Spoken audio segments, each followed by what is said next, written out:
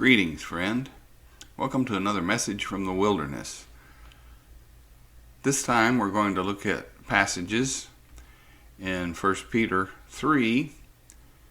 They are, of course, continuing a thought that we examined in our previous passage.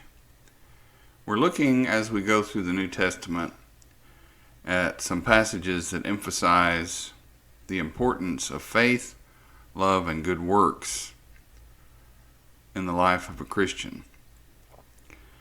When you get into the New Testament, you see that this concept of the combination of faith, love, and good works is repeated over and over and over again. And we're just hitting the high points, so to speak, especially here in 1st and 2nd Peter. Everything revolves around the things that we are to do as Christians. And, of course, in doing good, we are turning our back on evil. We are not doing evil. So in 1 Peter 3, verses 12 and 13, we get this sort of summarized. And it says, "For the eyes of the Lord are on the righteous, and his ears open to their prayer. But the face of the Lord is against those who do evil. Now who is he who will harm you if you become imitators of that which is good?" Short passage, but very important truth. We know from what we have seen so far that the idea of righteousness is, of course, obedience to the law of Christ, where we are told that we must love our neighbor as ourselves, and that love does no harm to one's neighbor. So righteousness is the standard of treatment that Christians are to have for those around them. We find these ethical laws and descriptions in the Old Testament as well as the New Testament. But in the New Testament, we're told by Paul that all the commandments, whatever they might be, and of course these would be the commandments that apply to Christians, are summed up in that one commandment: love your neighbor as yourself. And we see throughout each and every book in the New Testament the emphasis on this. For what we are told to do is in regards to what those around us are to see and experience from us as Christian. And what we're told not to do shows invariably a respect and a love for those around us, where we are not going to do evil. In other words, harm other people. Our lives are to be characterized by love. As Paul said, what is important is faith, working through love. So now we see here that God is not going to be happy with or answer the prayers of those who do evil, but those who are righteous.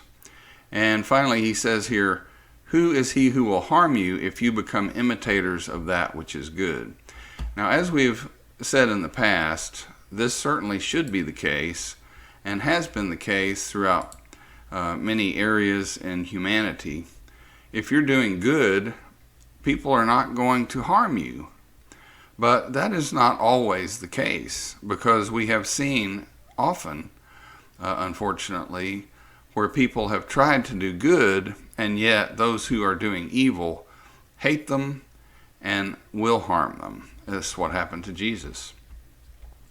This verse, 1 Peter 3, 12 and 13, you need to look at some other translations for this, because you get some very interesting ideas, and it emphasizes this idea of doing good very clearly. Here's one, a different one. "Who is going to harm you if you are eager to do good?" And another, "Who's going to harm you if you're zealous for what is good?" And here's another, who is he that will harm you if ye be followers of that which is good? And here's another one. Now, who is there to hurt you if you become enthusiastic for what is good? Who then will harm you if you are devoted to what is good? And it just goes on, and the emphasis is on doing what is good, to be devoted to it, to become imitators of him who is good. Of course, imitating Jesus and his life. And this shows how important it is for Christians to have a life that is viewed as a good life. Now, sometimes that might result in a Christian being persecuted or harmed, because those who do evil are often very angry with those who try to do good, and they will not listen to the truth.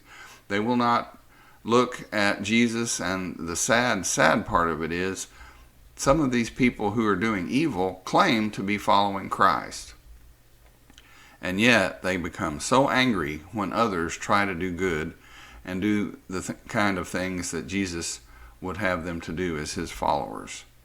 So in leaving this passage in 1 Peter, we need to remember that it is so very important to have a life characterized by faith, love, and good works.